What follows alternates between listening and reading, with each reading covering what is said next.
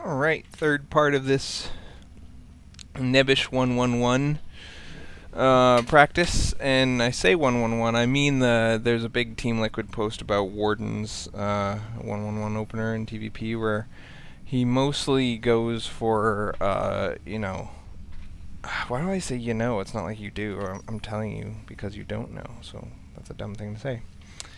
He opens with Banshees and Siege Tanks, and then goes into Blue Flame Hellion Siege Tank with some Vikings. And there's a constant kind of a bunch of Marines, but not with a lot of upgrades and not a lot of Marines. Like, he gets a bunch more Marine Marauder later on, but he never spends more than half of his military budget on Marines and Marauders. The Hellions and the tanks are the majority of his money, and then Vikings. It's really weird. Really weird. The idea that you can make siege tanks in TvP is kind of blasphemous by itself. And then the idea that you can make Blue Flame Hellions, especially in TvP, is like ridiculously blasphemous. Because if he just doesn't make any Zealots, now you've got all these units that are only good against Zealots, and he didn't make any. Or, worse, if he makes a bunch of Zealots with charge, and just catches your stupid Hellions in such a way with force fields that they all die. Haha. I don't know. Anyway, obviously Warden is a Grandmaster's player, and he does it consistently and well, so it must be valid, even though at first glance it seems like a ridiculous proposal. So the initial phase of it is this Hellion poke. You're supposed to have the Hellion done at 5 minutes and in your opponent's base at 5:30. And as we can see, at 5:30, if it had been entering his opponent's base right now, it would have gotten up because there's only one stalker there, and it would have seen 2 gateways and a robo. Now to find out what it actually sees. Gets in there and it sees a robo. That's the only important thing. Alright, good. And then you're supposed to compare that to this visual list, and you say, 2 gate robo, standard play. Against standard play, what shall I do? And you go over here and it's like, get a one Raven, not 100 Ravens, Nick. 2 Banshees, 2 tanks, and a bunch of Marines. And a bunch of Hellions. So what Warden tends to do, or at least says in the post, and I might be wrong because I haven't read it in a long time, but I think what he says is that after you have those high-tech units, the 2 siege tanks with siege mode and 2 Banshees, you're harassing with your Banshees to give you an idea of when his next expansion is going to go up and what tech he's going for, and you can just get in and out of his base and get a lot of vision, a lot of scouting information about what's coming. And you throw down 2 more racks and just start pumping. After you take this expo, you throw down 2 more racks and just start pumping infantry. And then you got siege tank, Hellion, infantry, and some air, and it all works out. So Nick's Marine is gonna just die after providing the when did his expo go down information. And so the Protoss gets an 8-minute expo. Nick's probably gonna have a 9-minute expo.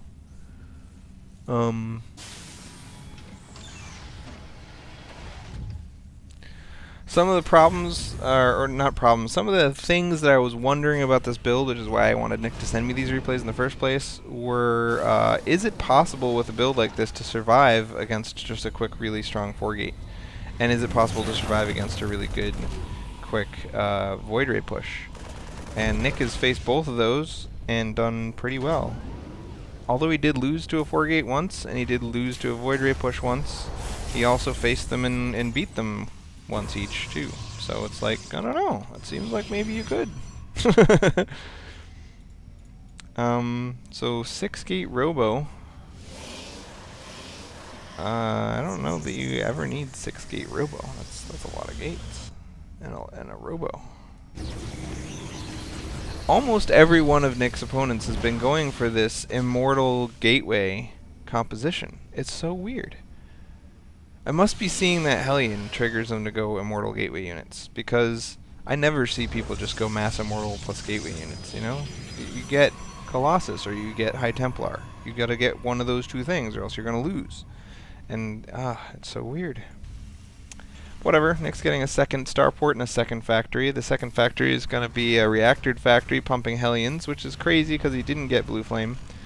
And I feel like these Hellions are only good against Zealots, and his opponent is not making Zealots, so I don't know about that Hellion stuff.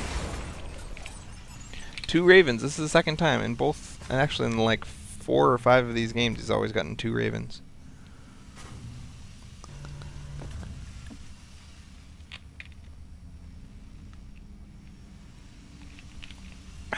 So obviously PDD is great. And it's not like there's anything better to spend the gas on. It's like you either make Ravens, Banshees, Vikings, tanks, or medevacs. Those are the only things you can spend gas on. And, you know, of those things, I would say if you don't have a Raven, Raven is probably the best of them. But once you have one Raven, is the second Raven really cool? I don't know. It takes all this micro to use, and in almost every case, Nick has lost the Ravens, either in the first battle or the second battle.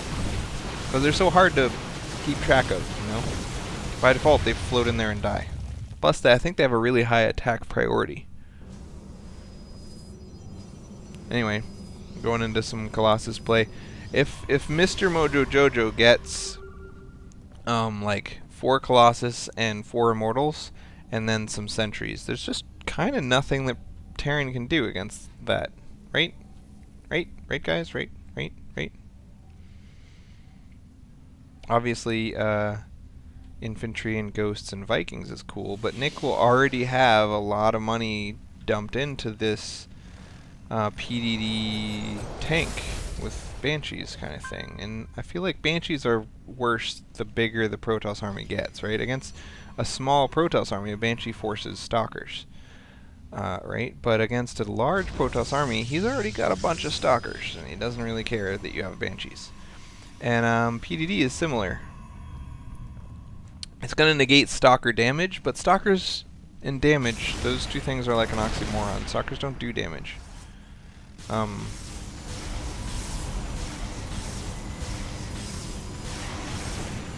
There you go. So obviously Nick is in no danger of dying as long as he just plays defensively. I would like to see siege tanks and a Viking here, and whatever, but we'll see.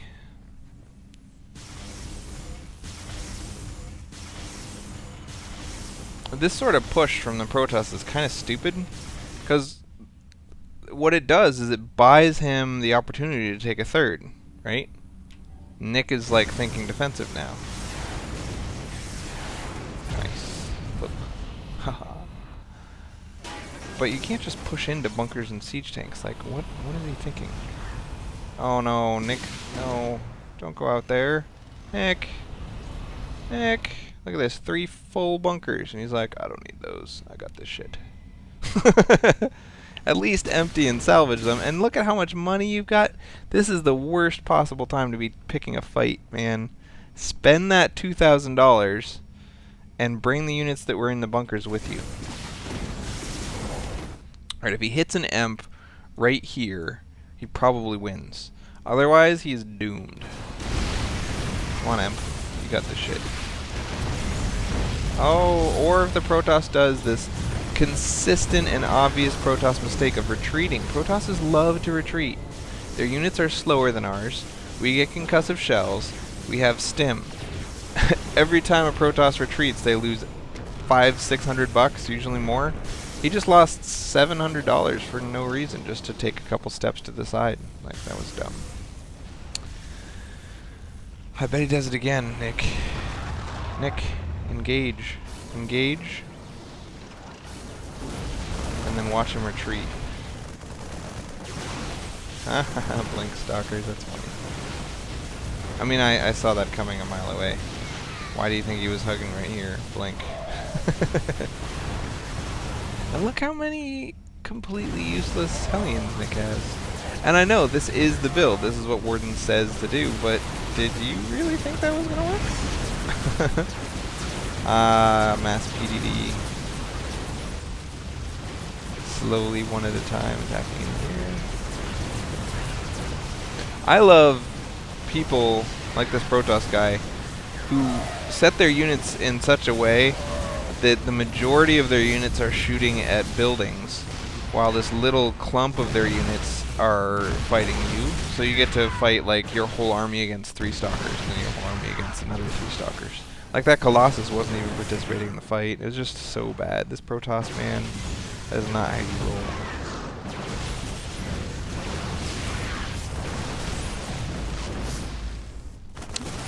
So that went really, really badly for Mr. Protoss, but he did secure his 3rd in that time. And like I was saying, this kind of constant keep your army nearby and pressure thing is really a great way to get an economic advantage. Great way to get up a 3rd unmolested, and to, like, Nick's not going to expand while you're harassing his main. So, anyway, I think Nick is doomed just because his main is mined out, and I feel like he might even be able to win this fight, but look how much money he has in the bank. His error force, which is really necessary for killing off this Colossus, isn't with his battle, or with his army. Dude sniped his ghosts first, he didn't get any good amps off. That was just really bad for Nick.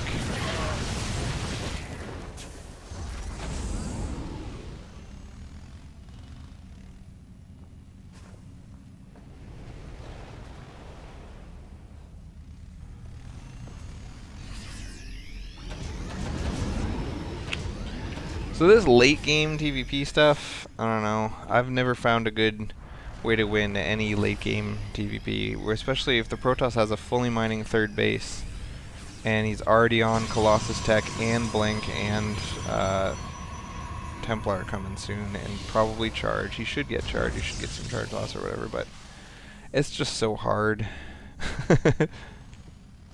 Like in a vacuum, if you just take both of our armies and throw them somewhere, I know how to use the army to win, and I know what army I want against whatever army he has. But keeping up on macro and taking expansions and protecting multiple expansions at once and harassing multiple places at once, and then dodging Psystorm and avoiding being crushed by Colossus, it's just all very hard. Hard to do. Good job with the drop, I like it.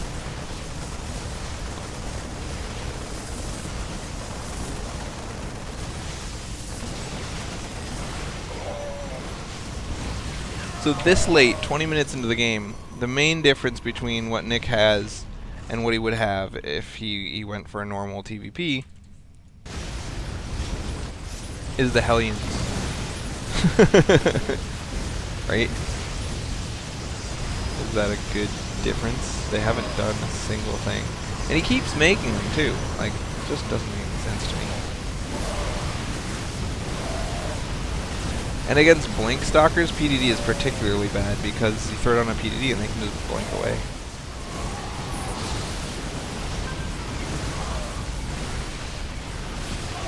It's going pretty decently for Nick though, because Moron here is not making nearly enough Colossus.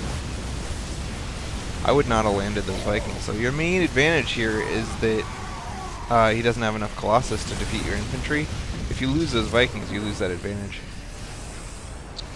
I like to land my Vikings only if it's a really close battle that I need to win and I'm inches from his Nexus and I get to knock down the Nexus if I win the battle, that kind of thing.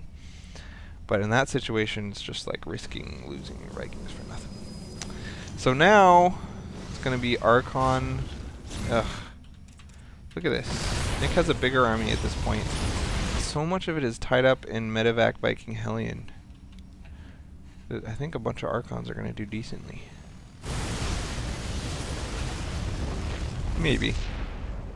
Depends on how many more warpins he gets before the main engagement.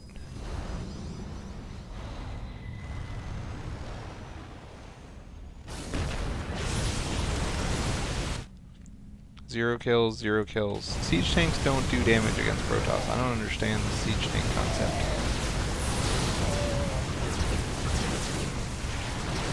You know, all the money that's going into these Hellions and siege tanks is just money being thrown away. I would say there was one point where he had 3 siege tanks in the middle where he killed like 2 stalkers. But even that, I mean, a siege tank is $325. A stalker's 175. 3 siege tanks for 2 stalkers is not a good deal. When have these siege tanks ever been a good deal? When have they ever killed more than they cost? Same with Hellions. Oh yeah, Amp. Amp. Amp your daddy. You're gonna die anyway. He's got blink. You're fucked. Amp. Amp. Amp. Oh my god. It must have just been a bad rally, because if he had been watching that ghost... No, he retreated it and then turned to face him, so maybe he was watching the ghost. That was just bad. But that's okay. It's just a little tiny mistake. Doesn't matter. Hellions, come on. Do something for the first time in your lives, baby. Alright. He's going to lose this battle. He's going to lose the game. But the real question is, do these Hellions get any kills? Oh, yeah. They get a couple of kills. 20 kills. That was actually pretty sweet. Obviously the problem is that the game's over, but if it wasn't, that would have been awesome. Anyway, the name of that replay was that it was a close game, and I don't feel like it ever was. The Protoss had a couple of Colossus and some Blink Stalkers standing outside your base, and you had so many siege tanks that you couldn't effectively chase down and kill Blink Stalkers. You can't pin them and kill them. So, like, he gets to do damage to you, and if you come and attack him, he just gets to blink away and be gone. Yeah, I feel like drops and just mass infantry is how you deal with Blink Stalkers, baby. I don't know, maybe it says something on this spreadsheet. Blink, wall off, expect DTs, expo after siege. See? That's what you should have done. Wall off. Expect DTs, expo after siege. Come on, pay attention. Just kidding. I'm just kidding. I'm kidding. I'm kidding. Alright, we're almost at the end, baby. We got this. Void Ray win. Nick beats Void Rays, guys.